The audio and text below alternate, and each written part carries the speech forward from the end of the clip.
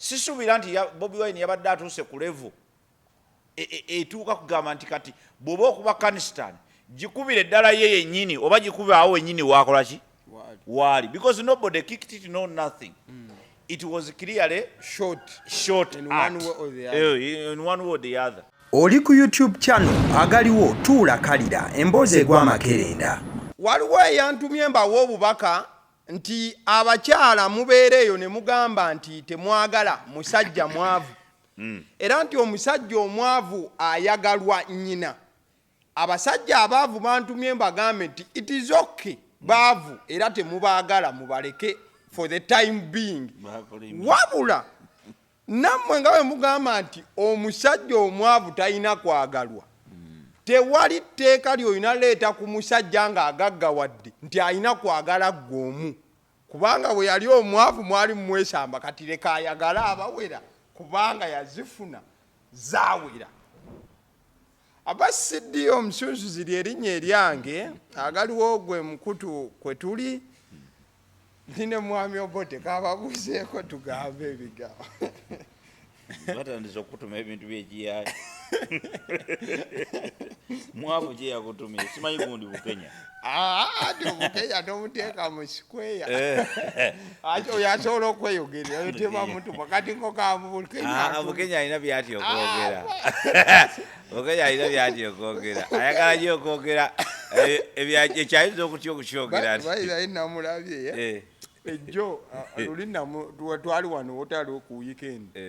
Yatunyumiza akawala ke yalaba akajja nga kambadde nnika nga ya bitulituli namukalaba video nagiraba nalabye video Bukenya ebyaddala ng'ali mabega goddayo weetegereze video waliwo omusajja ali wali nga musanyufu nnyo akala ne kakka ne kajja Bukenya ng'ali wati gatatemya infact waliwo ekya kamera ekyajja Bukenya ne mulanga bakigaddako ebbali tojja nnyo.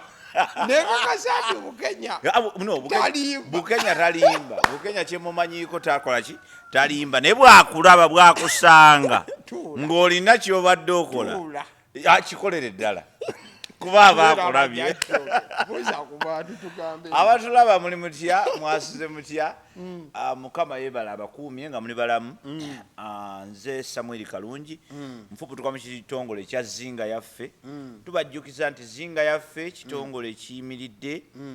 Ekitunuulidde ensonga y'obuvunaanyizibwa obwa buli ssekinnoomu ate n'embalirira. Abantu bangi baagala nnyo okukoma ku buvunaanyizibwa n'atendereza nga bw'ali taata. Nze ndi taata. Naye ogenda okumubuuza nina abaana bataano, nina abaana bwe bati. Naye ogenda okumubuuza nti abaana abo wategedde kye baalidde jjo nga bagenda okwebaka ekyamazima nga takola ki? Nga tamanyi. Kitegeeza nti alina obuvunaanyizibwa bw'atasobola kuwaako ki? Mbalirira. Mu nkola efaanana bw'etyo tusomesa abantu mu mbeera ezifaanana bw'etyo tusomesa abantu tubajjukiza na bujjukiza obuvunaanyizibwa bwabwe nga tuyita mu bintu eby'enjawulo. Tukozesa oluusi dramas, tukozesa oluusi ebigambo nga bino bye tuli mu kwogera kubanga twagala eggwanga lyaffe likule nga lya buvunaanyizibwa. Amawanga ago gonna ge twegomba agakuze tegakula nti nno tewali bagakuza balala. Abo bennyini abantu abali mu ggwanga be bakuza amawanga ago. Era enkulaakulana y'abantu y'enkulaakulana yaki? Y'eggwanga mu nkola efaanana bw'etyo. Tutambulira wamu ne engo tours and travel.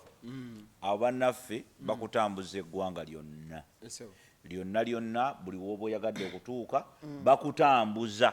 Kwegamba bo gwabwe gwakutambuza bantu nabo bazze nga Chinatown mu Uganda. Bakutambuza ku miwendo emirungi kyokka tebamala okutambuliza ku miwendo emirungi ate n'obeera safe. Balina baddereeva abalungi, balina emmotoka ennungi. Emmotoka zaabwe kungulu zirabika ng'emmotoka eza bulijjo kuba balina zi drone, balina emmotoka ez'ekikulu ekyo. Naye munda bw'ogiyingiramu ebeera executive, ebeera comfortable, ebeera safe. Kyokka ate tekoma ku ebyo byokka. Emmotoka eyo ebeeramu ne charging system. Bw'oba otegeraganye nabo bulungi osobola n'okufuniramu, basobola n'okuteeramu ka wifi kuga nobeera nga osobola okubeera mu motoka omwo n'otambula nobeera mu gundi entuufu bw'oba oyagala bobafunako tulina enamba ya 07 64 55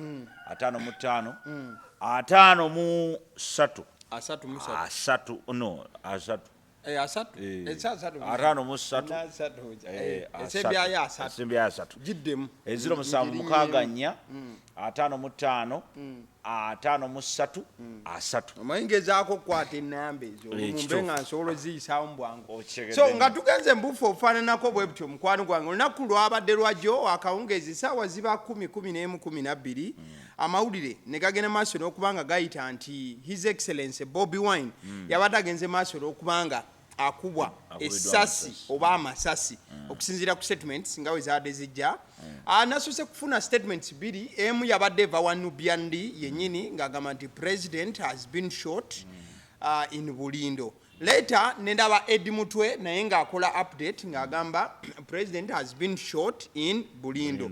Bwe twamalirizaawo jjukira nti Eddie Mutwe ye yabadde atambula n'omukulu yadde naye on spot kati nga bw'owulira ekigambo ekyo you get a confirmation. Later ne tufuna ebintu byadde bibiri bya njawulo nga bagamba kanista ye mukubye tiagas gwe bamukubye akakebe atawa nga balaba ga it's a shot. Ne nfuna message oba obuwandiiko okubira ddala wa president Bobi Wine yagambye nti our president His Excellency Bobi Wine kumikutu je our president His Excellency Bobi Wine has been shot in the leg by police in Bulindo. He's been rushed to hospital for urgent medical attention. We will keep the country updated on this situation. Aunga admin we yali mu account ye ya Bobi Wine yennyini. Later awo yawandise nga Bobi Wine tanatuusibwa mu ddwaliro. Bw'atuuka mu ddwaliro twaddera kitundu kyalina abagamba nti teribadde essasi ebadde kanista gye bamukubye eya tiyagasi oba gwandaba akakebako akatiyagasi nga jukira bwe bakakasuka kabaluka omulimu gwako kubaluka ne kavaamu ekika kati we kakubalukira ku mubiri ebiddako tebiba birungi kati we bamala omutuusa mu ddwaliro waliwo omwana gwe kakutulako engalo waliwo gwe kakutula omukono nekabalukira akaddiza abasirikale nekabalukira mu mukono nekaguyuza. So this evening, as our president returned from Bulindo in Kira municipality, where he had gone to check on our lawyer, Musisi George, the police and military under the command of Owan Twesige surrounded our vehicle and started firing live bullets. Bino biva wa Bobi Wine kumukutugwe. Tear gas canisters and other projectiles. In the process, our president Bobi Wine, who was clearly targeted, was shot in the leg. He is currently being attended to by a team of medical doctors. This is yet another attempt on the life of our president by the Museveni regime. Nga kanzivune kino tugenderaawo. Nti akawungezi ka leero president ng'ali mu kukomawo okuva e Bulindo mu municipality y'Ekira we yabadde agenze okukebera ku looya Musisi George, poliisi ne military nga bagenze maaso n'okuba nga baweebwa ebiragiro omukulu amanyiddwa nga Twesige beetoolodde mu mmotoka yaffe ne batandika okukuba amasasi agali live ne bakuba ne tear gas era ne bakuba n'ebirala ebitulika mu kavuvuŋŋana ako president Bobi Wine eyabadde nga mu butuufu olabira ddala gwe bakimye oba who was clearly targeted yagenze maaso n'okuba nga akubwa essasi mu kigere. Essaawa zino agenda maaso n'okuba nga yeekebejjezebwa abasawo era ne bamaliza nga bagamba nti ddala kino kyagenze maaso n'okuba nga kikolebwa gavumenti ya Mwami Yoweri mu buufu ofaananako bwetu. Tutandikira awo oluvannyuma nja kubanga nkuleetera police statement. Anyway, embeera eri mu ggwanga essaawa eno bwetyo bwefaanana kibi nnyo era kya bulabe okuba nti Bobi Wine the president of NUP yafunye obuzibu obw'ekikulu ekifaanana bwekityo kubanga ffenna tumanyi nti those are not joking issues, they are not joking subjects. Bw'owuliramu shooting ey'ekikulu ekyo kimanyi bulungi kuba ffe mu Uganda tulina experience. Tuwulidde abantu bangi Bukedde bwe buti nti Isima bamukubye, Bukedde bwe buti nti Katumba bamukubye, Bukedde bwe buti nti Kaweesi bamukubye, Bukedde bwe buti nga gundi bamukubye, Muhammad Kirumira bamukubye, ani bamukubye. And it is so happens so quick. And it happens and it goes like that. So kitegeeza nti nobody is safe. Oshegere. Kuba kati omuntu nga Bobi Wine ku level eyo, Bobi Wine y'omu ku basajja abatunuuliddwa mu Uganda. Era abalina okubanga intelligence bateekerako ddala eriiso eryaki ejjoji. Because okubwa kwa Bobi Wine kuyinza otegeeza ebintu bingi. Oshegedde. Olwedde nakati kutegeeza bingi. Oshegeera. Naye kuyinza otegeeza ebintu bingi senga Afghanistan yamukubye ku mutwe. Ontegedde. Oba senga yamukutuddeko okugulu. Because esobola okukutula. Oshegedde bulungi nnyo. So kitegeeza omwana omukono gwayita. That's what I'm saying. I saw it myself. Era nze kati sikyalina gundi. Anyway, nze kuva dda.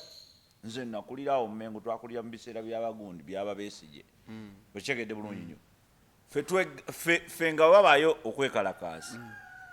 Tubaamu mu nnyumba omwo. Era nze nkubuulira ne tiyaggaasi nyinza okukugamba simanyi bwawunya. Nze mumanyi. Ontegedde bulungi nnyo. Naye njagala nkubuulire. Essasi.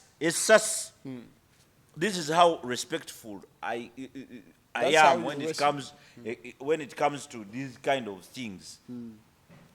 Essasi lyajja ne likuba omwana ewaka ng'ali ku balukoni ng'awo.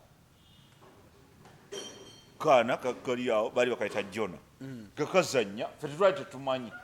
Mwana wa anti waffe nga ffe tetumanyi nno. Kakati mbu n'atandika obulira obulala ng'awulira ekintu kimwokya simanyi takiwulira. We did not care. Kiro saawa nga bbiri ffenna tugamba baga kati wano akantu bakalaga kalina saawa nga mukaaga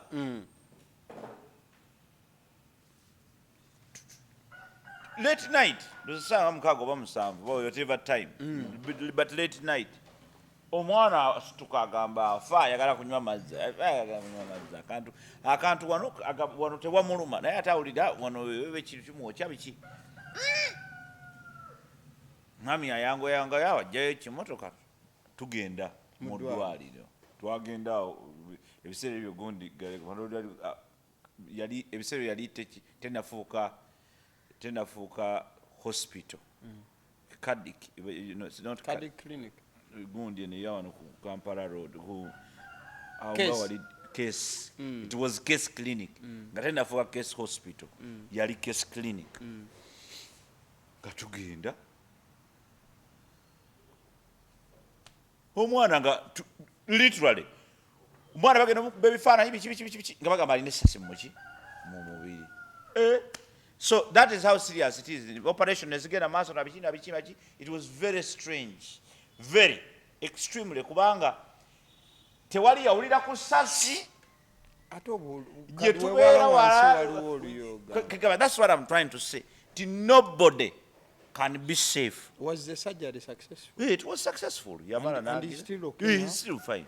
How old is he? Kati oba ayinga yenkana ndowooza kati ng'ono kubanga ffe twalinga oyo ng'ate ye kid kati alabika yenkana ng'oyo. So kyengezaako okulaga kiki kati talina buzibu nobody. Of course yagendera maaso ne medication ya kika kya waggulu nnyo for a long time nesenga njukira sometime mama yamutwalako oba nebweru eyo naye bakola more investigations naki, but kikyengezaako okulaga nti that is how serious it is when it comes to safety. Nti politics yenna omuteekawa ebbali n'otandika okulowooza ku bulamu bw'abantu n'ogamba wait a minute baba basobola okulumba Bobi Wine ne bamukola ekyo, how about me? Okyengezaako okulaga.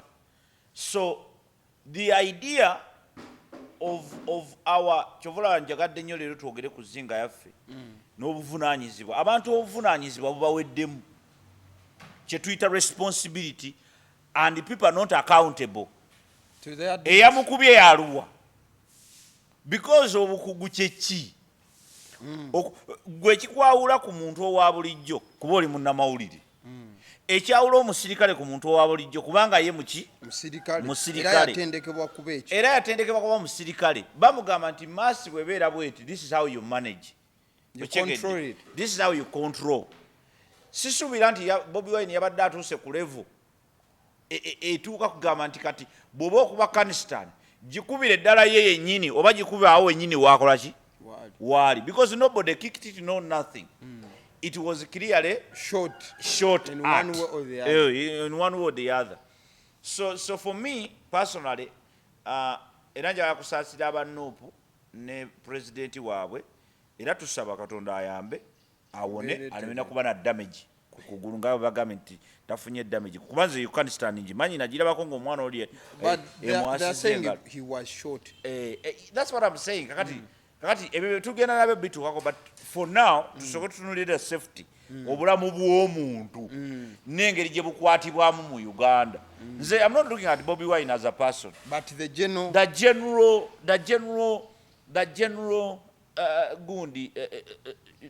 general respect to the lives of Ugandans. Nti amawanga amalala gafaayo nnyo eri obulamu bw'abantu abalala, naye ffe tulina engeri gye tugayaala ku bulamu bw'abantu mu bintu ebitono. Olaba osanga busanzi muntu nga afunye accident, just accident, ne bamuteekeyo wansi mu gundi mu kabangali, naye nga poliisi ate bo abalamu ne bagenda nga batudde waggulu ng'oli ataabwa aggwawo. ebyo ng'oyagala obbirabako genda emulago casualty saawa 6 ez'ekiro plus ojja okumanyira ekyo ky'oyogerako.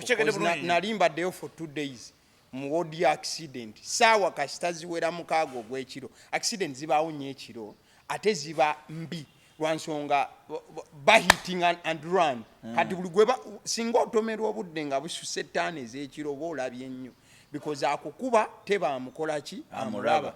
Kati ebiseera bisinga poliisi weekusanga ekujjawo nekola ki neteeka wansi gwe baaleetanga abantu emulaga. That's what I'm trying to say. Ninga babajja wansi engeri gyetu ffe ng'Abannayuganda tulina okutereeza naddala poliisi, kuba poliisi kino kigikwatako nnyo. Siraba lwaki buli police station mu Uganda yandibadde n'ambulance for that matter. Balina kabangali. No, bandibadde nga babeera ne kabangali 3 babaawo ne ambulance emu. In fact buli police station ebeerako ne office yani wabaawo office ya traffic. Office ya traffic tewakikubeza na kabangali. Ogenda kukola ki? Ogenda kukwata ani? Dereva ali omu. Traffic law offender aliyo abeera omu. Tubeera abantu 15 mu mmotoka egi nga nze nzekka nze nina omusango. So you don't need me. You only need me. Teweetaaga kubeera na gundi. Bo beetaaga kuba naki? Beetaaga kubeera na yes, that's what they are supposed to do. Machazi nakyo tetukiwagira nnyo, twagala ebintu ebirala, but leka tugende ku gundi ya Bobi Wine. Yes, butata. Ensonga ya Bobi Wine. Obwegendereza bulina okweyongeramu eri obulamu bw'abantu mu Uganda, naddala abakuumaddembe. Abakuumaddembe baffe abamu baateekinga dda side. Ontegedde? Balina kye bawagira. Waliwo abawagira Nuupu, waliwo abawagira gundi, abawagira NRM, waliwo abawagira DP, waliwo abawagira gundi. Naye nabagamba nti ekyo si kibi. Beerako nekyokola ki? Kyowagira. Naye olina okuba nekye bayita control. Nze nabagamba nti omusambi w'omupiira abeerako ttiimu gy'awagira ku zaali mu kusala. Aba nayo. Naye ekiyinza okuleeta obuzibu kwe kukuba goolo ttiimu gy'owagira n'ekuba goolo n'okola serebule, teri addamu kuwa kitiibwa. Ontegedde? senga omupiira muba musamba omupiira bwe muti Mani na Arsenal buli lefali nkubuulira mazima abako tiimu gy'abawagira ku ezo zaali mu kukola ki okusala okufuuwa naye obuzibu buvaawa ye kujaganya ng'emu kukola serebule nga gyawagira eteebi so nga ate asobola obeerawo n'essanyu lye n'agamba lyose ne babikuba bizannya bubi ontegedde n'afuwa n'ateeka wali mu senta otegedde naye wakolera ku celebration bapa abaleese obuzibu bali ne bakuba golo 8 tebasobola kukkiriza tebasobola kukkiriza nti bagamba oyo atusaliriza otegedde ne bakubye golo 8 kwekya bagamba oyo atusaliriza ate ne baba be bawangudde era bagamba nti atwandikubye golo 10 naye leefu obadde ku saidi y'abali. That is what I'm trying to say now. Nti politically kati ffe tulina ekizibu kya Bobi Wine. Nti Bobi Wine bw'otunuulira engeri gy'azza arising mu madaala gavumenti ye mukoze eno yennyini eri mu buyinza poliisi yekoze Bobi Wine amagye teri kirala kati ku bibiri kuliko ekimu either mulimu abamuwagira oba mulimu abatamwagala ontegedde ate nga bonna bakiraga nnyo nakugambako ku musirikale yakubanga abantu nga tebeekalakaasa ng'abagamba mwe mulaba eggwanga liri bulungi anti nga bo bamugamba fefafande tetubirimu isiriwalire erimubirimu kyogamba nti ebintu bitambula bulungi osa miwendo begyekanamye oli musiru wakikola ki kati nga kitegeeza ki nti nga bw'oteekalakaasa kikubya waliwo abakuba so nobody is safe. That's what I'm trying to drive at.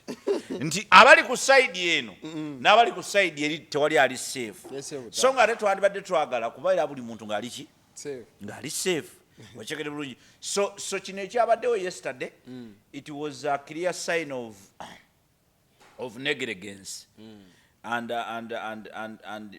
people are not careful. People are not careful. Ate badde tujja tubyogerako abantu babeera ku mirimu okwo naye nga tebamanyi kye bakola ng'obwongo bwabwe yatunulidde kalimuke kano naye nga tatunulira kintu kigazi because Bobi Wine is a big figure. Bw'oba on'omukuba olina okumukuba nga weetegese nnyo ontegedde ayinza okuzitoowerera olwedde kati bo balina ekizibu ekya misinformation kuba kyo bo bakifunamu politically bo bakikola ki bo bakifunamu kyova olaba nti buli omu yabadde akakasa nti kyogamba nti mufumbire we yayogeredde babadde ne Bobi Wine bagundi bonna babadde ne Bobi Wine ba Edi Mutwe bonna babadde bamanyi nti Kanistani babadde bakimanyi from the beginning. Eyakubiddwa gamba lyabadde Essasi. That's what I'm trying to say. Ne yakubiddwa abadde akimanyi nti bamukubye Kanistani yabadde akimanyi bamukubye Essasi bagamba anti kyenkugamba nti senga bamukubye Essasi nze nkubulira ku bantu abakuba amasasi mbakubulire negye bali essaawa eno. What are you trying to insinuate? I'm not trying to insinuate anything. Nze nkubuulira side zombi omanyi gwe gwolinga naawe kinyira otunula side y'embooti nze nkugambe bano abantu Bobi Wine nga Bobi Wine musajja munnakatemba mulungi nti kitegeeza ki nti Bobi Wine bw'omukuba essasi eryo ne litamutta liba limukoledde ekyo kitegeere gwe waddembe okwogera nga bw'oyagala oba okuloza nga bw'oyagala nze nkubadde side zombi bbiri nkugambe waliwo abawagira gavumenti eno mu basirikale omwo mulimu n'abatagiwagira kakati nkugambe mulimu abasirikale abagayaavu abatamanyi kukola mulimu gwabwe era tubalabyeko nga batta abantu batalina misango okyegedde kakati nenkulaga kyonna kyonna nga bwekifaanana obudde buno kyenkugamba nti Bobi Wine akoleddwa gavumenti ontegedde ebbanga lyonna kuva ku ntandikwa ne bamukwata ne bamucunya ne bamukwata ne bamusiba ne bamukwata ne bamumenya amagulu ne bamukwata ne bamukola biri kakati ebyo byonna byebamukola buli lwavaayo abinnyonnyola buli lwavaayo waliwo omuntu amwegattako okukyawa gavumenti okyegera kingaza kukulaga so the idea then goes back to us obuvunaanyizibwa bwaffe buli ki abantu bano abali abakuuma ddembe obuvunaanyizibwa bwabwe buli ki embeera eyabaddewo yabadde yeetagisa Bobi Wine okumukuba Afghanistan the answer is no kubanga yali abaddeko worse situations than that and there was nothing like that Afghanistan evaamu mukka sikyo kiki ekigushootingisa wansi awo wali omuntu gwe gikube wali omukka oguvaamu gujja saasaana babeetoolodde mu motoka ya ebyo poliisi ejja obinnyonnyola kuba kati can I go through the police statement? Police statement anti sokolindeko okugenda ku police statement nga police statement ejja bikola ki ejja binnyonnyola kubanga kati kankubule nze nkugambye nti omanyi mu Luganda tulina ekigambo kye bagamba nti bakanaanisa akakola ki akyagala muka omubbi kuzaala balongo anti aba amanyi agenda kubba nga bwe yayagala bwabba bwagamba nti balongo ngenda kuliisa baana naalongo atabba okyegedde bulungi nnyo nti bakinaanisa akyagala nga naalongo mukomubbi ozaala baki abalongo kitegeeza ki nti Bobi Wine kino kyabadde kibi nnyo ekyamutuuseeko but on the other side kyongedde okukakasa obubi bwa gavumenti era kati kyovola bo kati statement zonna zebakola ziraga nti gavumenti yabadde yagala kuttaani ate waliwo omulala that's what I'm trying to say but government tete omusirikale omu tategeeza gavumenti aba akolera ki naawe oli mu gavumenti bwogenda n'otomera wali omuntu ne pikipiki yo oba gavumenti yebeemuse gwe oba omusse naawe oli gavumenti abasirikale balina okutuuka ku leve ebeera answerable nga bo bennyini era bwe omusirikale yandibadde yakwatibbwa dda ng'abuuziddwa ye bwe yabadde akola engagement because there are rules and procedures of engagement ontegedde they are there yazigoberedde ontegedde nga ye otegedde yazigoberedde we yabadde azikola yazigoberedde yagoberedde amateeka ge bayitamu wogambira nti kale the police now has a right to shoot. Is it? Yes, that's a question. Then bwe kikomawo eno muffe bakomona kitegeeza ki tibajja kututta batumalewo okyegedde nze nakugamba waliwo ebintu bye tulina okwegendereza ennyo Bobi Wine ng'omuntu kati is a party president era waliwo abamukkiriza amera bamuyita president ontegedde bulungi nnyo kati bw'otandika okunyiiza abantu abo nabo bangi ontegedde bulungi nnyo they are many kati abantu abo ssebo gwe tojja kubanyiiza nga gwekozesa obutaba bumanyirivu bwo oba okubeera reckless n'ekimundu kyo ogenda kubanyiiza b'ekyange ebinaddako bajja ffe tusaba mu kkubo batukube kubanga bo batumanyi ffe tetubawagira nze simuwagira nze siwagira Bobi Wine kiriyale because of his policies ze okusinza ku Uganda gye njagala is not the type of candidate I want tusigale ku kino anti no problem gwe ndoza kyoyagala nze kwekugera gwe kyoyagala mbuli but nkugambye I do not support him na supportinga Bobi Wine mu people power bwe yakola ekibiina ne twawula I do not support parties nze supportinga government na policies period ontegedde si supportinga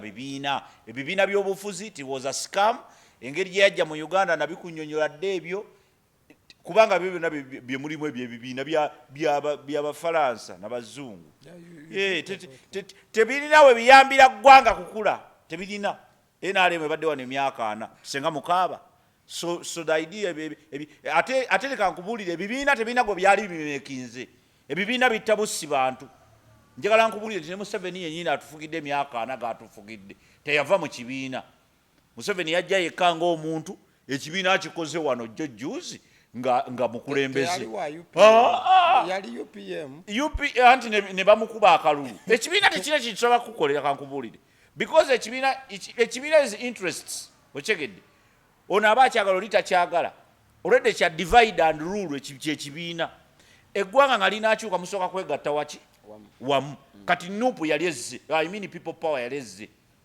okutugatta wamu era walabanga aba NRM nga bagamba nti nze ndiwe NRM naye nzikiriza mu people power ontegedde nze ndi wa DP naye nzikiriza mu people power kati Bobi Wine yali twali tuyingidde ekintu ekyawamu ekigamba nti enough is enough kati yebo yayingira mu bya nupu kati naye yatandika nasiwa mu nkange because ekibiina bwe kitambula kibiina kitambulira ku nguzi kitambulira mu kweyagaliza kitambulira ku obulimba kitambulira ku ebintu bingi eri gundi gye twalina people power yali etunulidde ekintu eki kimu kyokka bwe kiti yali minzaani oli maanyi g'abantu oba togaliimu bw'oba togaliimu fuluma bw'oba ogalimu kola ki that was the plan naye kakati bino ebibiina bino simanyi nupu kati nupu eyawukanira ne NRM ne bino byonna bina bisimanyi DP twatugende so kikyengezaako bagamba nti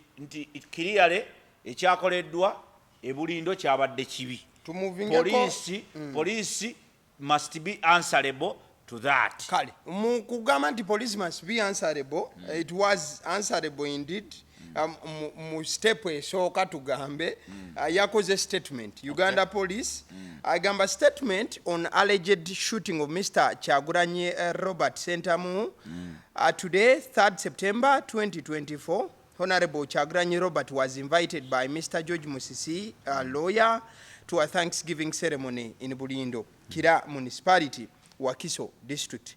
Number 2, Honorable Kyagulanyi participated in the celebration, which concluded peacefully. Police Number 3, when Honorable Kyagulanyi left the venue, he and his team moved out of their cars and embarked on a precision.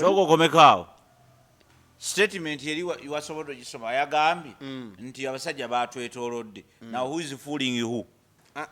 Police etufoolinga oba abanupu batufuulinga because these are two statements zonna ziraga nti babadde bano bagambye nti olukuŋŋaana lwawedde bagamba ku namba tubaga nti Kyagulanyi yeetabye mu lukuŋŋaana era olukuŋŋaana ne luggwa mirembe ne bagamba wano when Honorable Kyagulanyi left the venue, he and his team moved out of their cars and embarked on a procession up to Bulindo town. Moved out of their cars zawo njagala genda kweri katikati iddayo kweri bagamba bwe bati This evening, as our president returned from Bulindo in Kira Municipality, we had gone to check on one of our lawyers.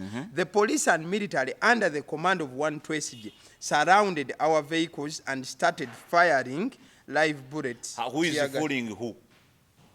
Who is fooling who? Because they can't kubulire. Awe wali obuzibu. Police. Kati obuzibu we awe bukola ki? Kyekikwabe kya poliisi nti olw'obunafu bwa poliisi ewaba n'omukisa okulimbalimba anti nayo kati esaawa zino anti bulira nakiguliriza nkugambye olw'obunafu bwa poliisi n'ebitongole ebikuumaddembe ewa abantu abafaanana nga bano okulimbalimba kyokka ate buliriza nze nkugambye kyokka ate n'abanuupu ontegedde olw'obunafu bwa police but because the opposite the opposite is the other way round. Yes sir. Yes sir. Bano basobola okuba balimba oba bali bayinza okuba bakola ki balimba. We need to find out who is fooling who. Bo bano bagamba nti babadde mu mmotoka yaabwe police ne basalako ne ba shooting kati katukose common sense. Kuba ffenna tetwabaddeyo tukulekanga gwe wabaddeyo sade ku ground bw'oba tewabadde ku ground nange sade ku ground but tukose common but we have information from all parties that we are on ate zabadde ku ground tugende mpola omukolo gwatandise saa mmeka omukolo gwadde kyemanyi gwa budde bwa mutuntu ku makyawe misana daytime kwa bino bitandika obanga obudde butandise okukkiriramu obudde nga buzibye bugende bwale tebunnaziba but nga tuli mu evening time kakati okusinza ku poliisi egamba nti omukolo gwa mwami gundi Thanksgiving Mr. George Musisi ya mwami George Musisi gwabaddewo celebration which concluded peacefully. Kitegeeza gwabadde gukoze ki? So bino bigenda okwapeninga nga n'omukolo guwedde akawungeezi ng'omukolo gukoze ki? Guwedde. Poliisi ekulaga okusinza ku byewandiika nti yabaddewo. Ontegedde? Bobi Wine yayiseewa ng'agenda. Mukuba erigenda ebulidde oludde yeera saidi babadde tebasobola mukuba kanisitaani ng'agenda.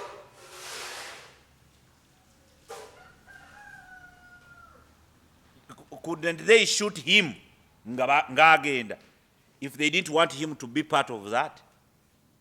Kitegeeza nti waliwo misbehavior nti yagenze n'amala omukolo bwe yakomyewo bwe yabadde avaayo wabaddewo enteekateeka endala. Basically abanuupu bakoze omukolo mu mukolo bwe bamaze omukolo gwa mwami gundi Kanso Musisi bwe bagumaze ne baagala bakoleyo ogwabwe ffe tukiyita after party ne baagala bakole after party bakube ebinyonyi bibiri n'ejjinja litya limu. Ontegedde ng'enkola yaffe ya politics we Uganda bwekola ki bwefaanana ti president aba agendako gy'alaga hanaakubamuko ka campaign kadakiika 3 so nga ate campaign tezinnatandika. Ebyo si Bobi Wine yabikola ne President Museveni abikola ki abikola ku butalo obwenjawulo amanye okukyama kyamawo n'abayisaamu eggaali naki yenkola ya politics. Ontegedde nti people take advantage of situations. Oba oli agenze kuziika ng'okwo bw'amala okuziika n'ayogerayo n'ebibye nga 6. Ontegedde oluusi ne kimuyamba okuzimbirako okwo naki nawe yenkola ya politics. Abantu abasinga obungi machas abamu bakyabuzinga nti oli n'ayagala ayogerere essaawa 8. Ontegedde kakati so kisoboka okuba nti kyabadde bwe kityo mu mbeera efaanana bwe kityo kubanga okusinziira ku mbeera kati gyenjogera kati tukozesa logic nti statement nga bw'ogisomye eri n'eno bombi babadde ku ground ono agamba nti babeetoolodde mu motoka yaabwe ne batandika ogikubamu amaki live bullets amasasi agaddala.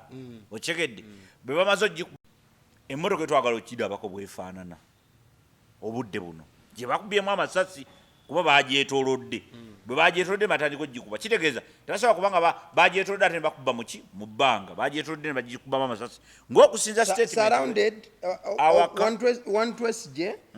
under the command of one Twesje surrounded our vehicles, not one motoka surrounded our vehicles and started firing live bullets. Agamba nti beetoolodde emmotoka zaabwe semmotoka yaabwe amasasi agali live. Ekyo kitegeeza bw'ogamba ku surroundinga kuditi bi kyekyabatemptinze okufuluma wabweru baleke bakube kanisitaani oba bano be basoose okufuluma. Those are issues of investigation. You need to investigate that. Kwaffe bwe tuva wano kwa Agaliwo tuvuddewo tukulaze ki ensonga yonna but those are issues of investigation. Balina okuinvestigatinga who did what first. Kuditi binti Bobi Wine bwe yalabe nga basurroundinze emmotoka zaabwe n'afuluma okubuuza lwaki mukola kino. Kuditi binti bano basoose kufuluma mu motoka nga bakola procession nga bagamba because ne police ewaayiriza.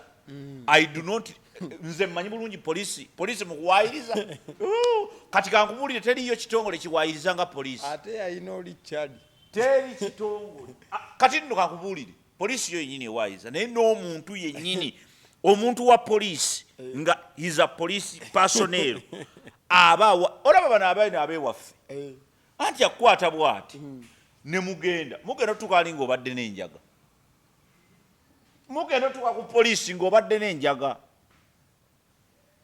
akuwaayiriza jjukira bano abakwata abo be babeera baani waliwo abakwata naye ate waliwo gwosanga yeeri abuuza ebibuuzo ebiseera ebisinga waliwo ba informa then waliwo OCCI informa taba wa poliisi ebiseera ebisinga tebaba ba poliisi babeera ba bulijjo naye nga bawa information kati otuuka wali akubuuza aba OCCI waliwo akwata n'akutwala ku mpingo n'akuteeka wali bw'akuteekawo ye n'afuluma nadda eri ng'omulengerera eri naye wano ng'avaawo agamba ono tumusanze bali awo babadde banywanjaga akubulira enjaga gye babadde banywa babadde bagijja gundire ayinza okuwayiza ebintu nga mutwalo gumu so abapoliisi bawaayiriza ekyo saagala kuli so sisobola konfaminga bino ontegedde macha sisobola birefutinga otegedde okuleka nga ntegeredde ddala amaki amazima kubanga n'abanuupu bawaayiriza olaba abapoliisi bawaayiriza n'abanuupu bawaayiriza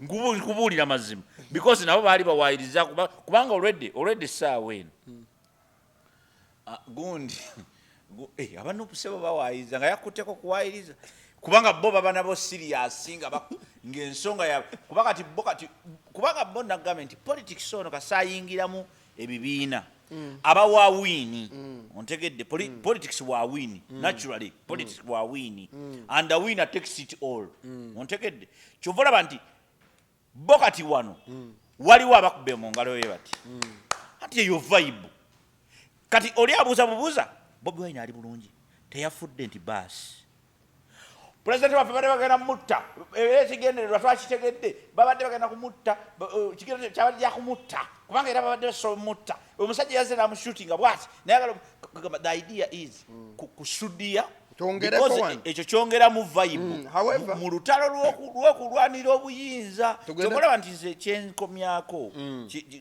side eri ngamba nti buli muntu akole obuvunaanyizibwa bwe mu butuufu kubanga gwojja kulowooza nti okuba Bobi Wine kuba owagira NRM ng'olemedde mu poliisi ate owagira NRM okuba Bobi Wine olete Bobi Wine amaanyi amaki amalala kuba kati njankubuulira kati topic eriwo ya Bobi Wine wano ne wabweru w'eggwanga okitegedde bulungi nnyo Uganda opposition leader was shot kati ekikulu si was shot with what but was what anti kubuulidde ate bw'oba okuba kikanisitaani okola ki don't you shoot so kitegeeza nti was shot but you know how dangerous it can be a canister can even be more dangerous. That is what I'm trying to say. He was shot. Kubanga Essasi lisobola oyingira ne bali canister kutulo siwalire eri oli musiru otegeera bulungi okakasa kigamba abanuupu nti wambaani mukubyemu Essasi muvejja kanisitaani kibagambe ate kati gwe yefula omugezi bweyagala kati kankubuuli kino kitegeere buti Essasi lireke lyandibadde lyamuyisa okukugula okulaba kanisitaani ogiraba ebeera mo dangerous ng'ogikutte mu ngalo bwoti oba ng'ogisambye n'ekigere nekwatikirako which are very rare what ekikutula very rare occasions naye ate nga bakubye Essasi muganda wange erita mu kugulu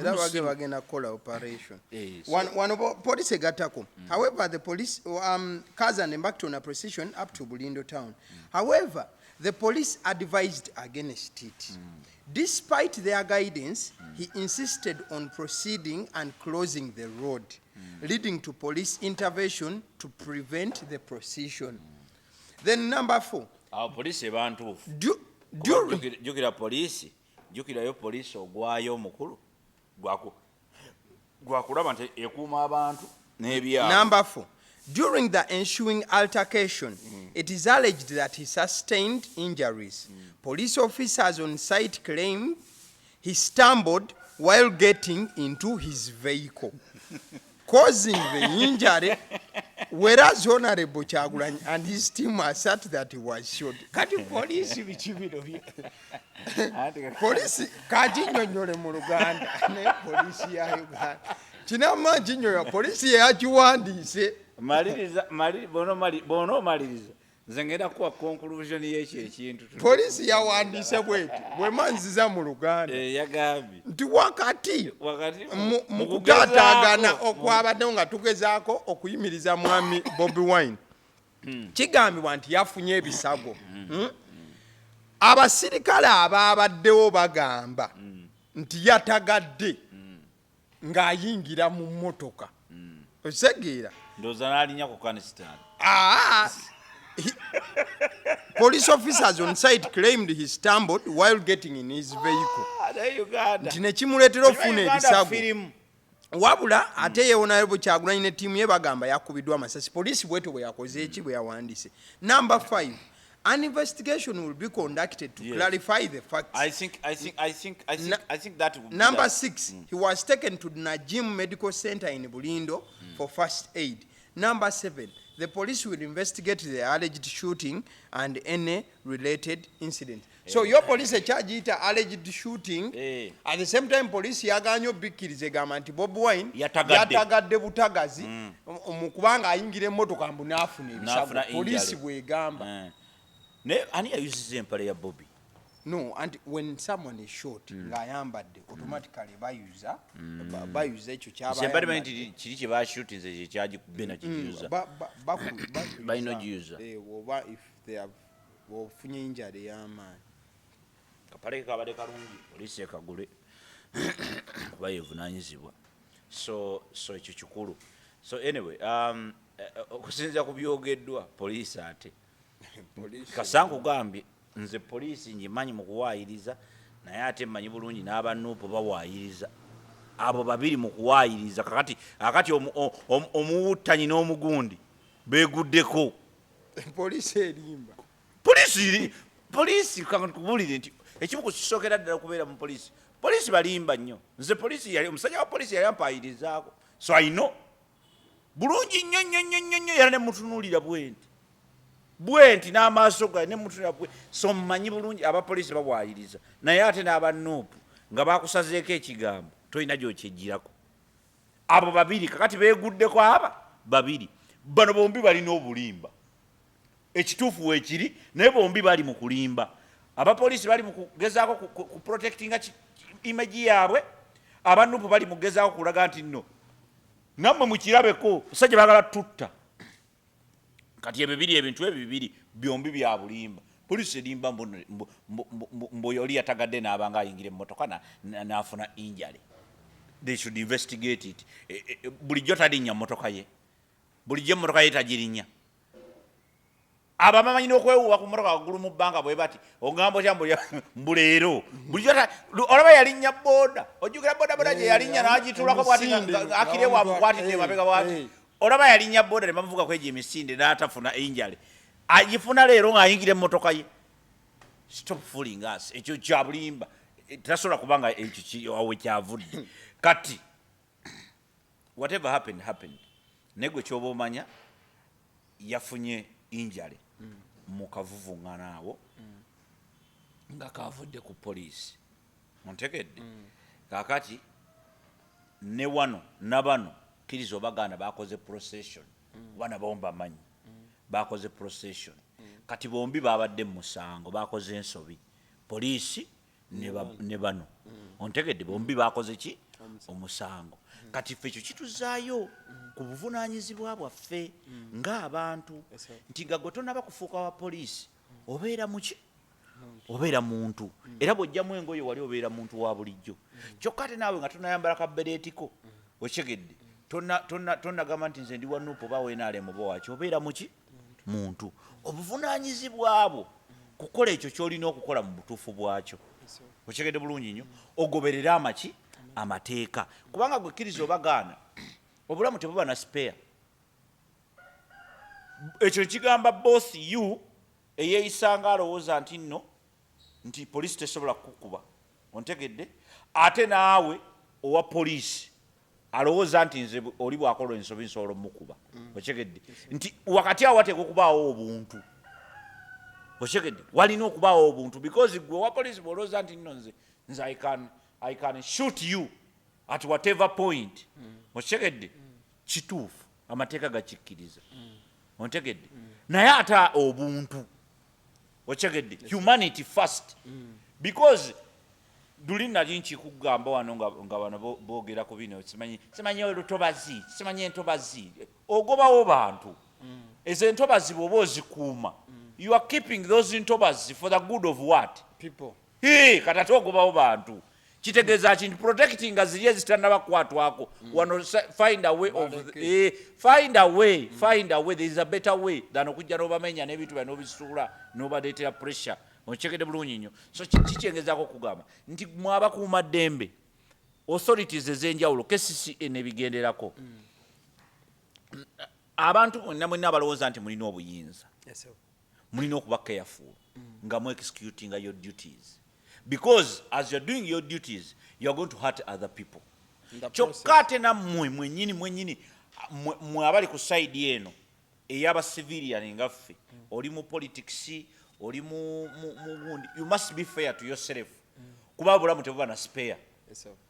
Abantu abamu abasajja abamu abakubatiya gas bakambwe nnyo because n'enjala emuluma tannalya gobedde akulaba wali oli mukusika bifi ova mu function bakuwadde emmere bakuwadde enkoko 3 zonna zibuuseemu supu okyegedde gwe oli mugagga ovuga bakuvugira mu V8 olina abakuwerekera okyegedde kyokka ye gweokola procession ye babadde bamuwa facilitation tebamuwaddeko wa procession kati okola procession akole overtime yabadde azekuuma mukola agende kati ogenda mukozesa overtime gyotagenda musasula ontegedde bulungi nnyo kakati naye anyiiga ontegedde abasumbua bakimunsumbuwa agenda okutegeera nti akubye omuntu amusse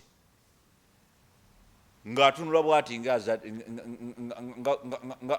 ng'agabana ebikaawa ontegedde bulungi nnyo. So the idea is abantu baddeyo ku buvunaanyizibwa bwabwe because kisoboka obudde bwa campaign temunnatuuka temukola campaign era olaba bano abasajja abagundi bani abagundi